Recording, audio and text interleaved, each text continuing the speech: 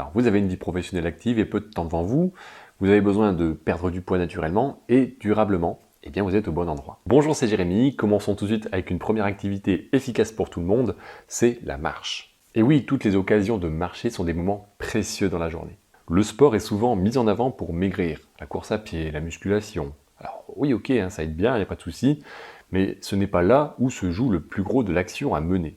Je ne l'invente pas, voici quelques chiffres. On s'aperçoit que si l'on enlève le sommeil, le travail, le temps de travail, le temps de trajet, le temps du repas, il reste environ 5 heures disponibles dans notre journée.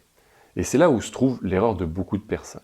Au lieu de rechercher à faire du sport occasionnellement à tout prix, et ensuite de rester trop inactif devant la télévision ou devant son téléphone au soir, c'est beaucoup plus simple de se diriger vers de la marche ou des activités qui vont demander peu d'efforts. En gros, le but est de rester actif pendant les heures de la journée où l'on peut se permettre d'être debout, ce qui n'est pas toujours évident avec un travail au bureau par exemple. La marche en extérieur, c'est l'occasion aussi de mettre en place un petit rituel qui est peu fatigant, une occasion de brûler des calories simplement, et surtout de s'aérer l'esprit. Le sport est utile, il n'y a aucun souci, mais c'est beaucoup plus fatigant, parfois plus contraignant, et surtout moins agréable pour certaines personnes. Commencez déjà avec la marche avant tout. Alors, deuxième activité, peut-être un peu curieuse, c'est la sieste. De plus en plus de lieux de travail vont mettre à disposition les moyens aux salariés pour permettre de se reposer au moment du midi principalement. C'est souvent le moyen de faire un break, de faire une coupure avec un rythme de travail qui est assez intense. La sieste est un beau cadeau que vous allez vous faire.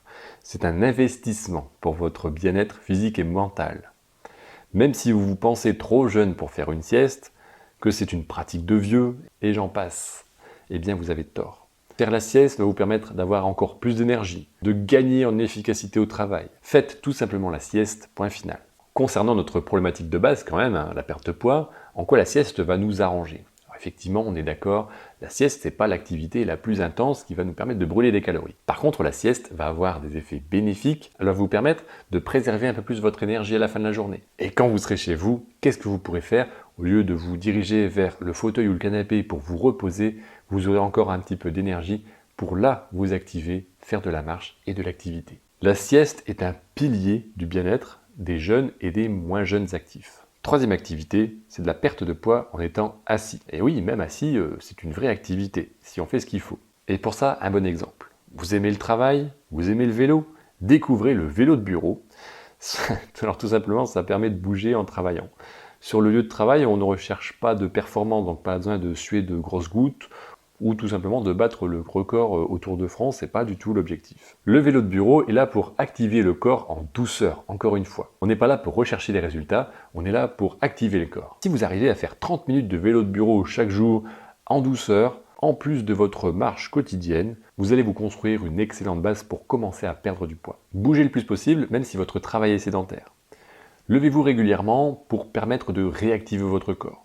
Ça évite de piquer du nez également après les repas. Ou tout simplement si vous ne faites pas quelque chose de très intéressant. Cassez l'inactivité en marchant quelques minutes, et cela régulièrement. Et bien ça c'est le top. Prendre soin de soi pour rester efficace au travail et se mettre dans les meilleures conditions pour maigrir, ça c'est une bonne idée.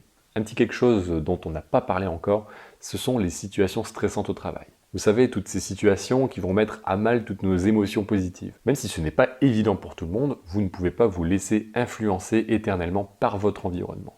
En tout cas, ce n'est pas viable pour votre bien-être de manière générale, mais également pour votre objectif de perte de poids. Ce que je veux dire par là, des émotions qui vont venir nous perturber vont influencer, devenir un facteur supplémentaire d'une difficulté à perdre du poids. En conclusion, vous voyez que l'activité, le sommeil, la qualité de vie au travail, etc., tout cela vient participer à réguler votre poids naturellement.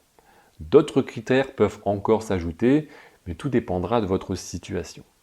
C'est pour cela que s'occuper uniquement du sport pratiqué ou de l'alimentation ne permet pas toujours de perdre du poids et de le stabiliser. C'est pour ça que j'ai mis en place une méthode d'accompagnement personnalisée qui permet de ne rien oublier pour avoir une perte de poids efficace et durable. Même si vous pensez que vous n'en êtes pas capable, même si vous pensez que vous n'avez pas assez de temps, il y a toujours des solutions. Si vous voulez en savoir plus, n'hésitez pas à regarder en dessous de cette vidéo.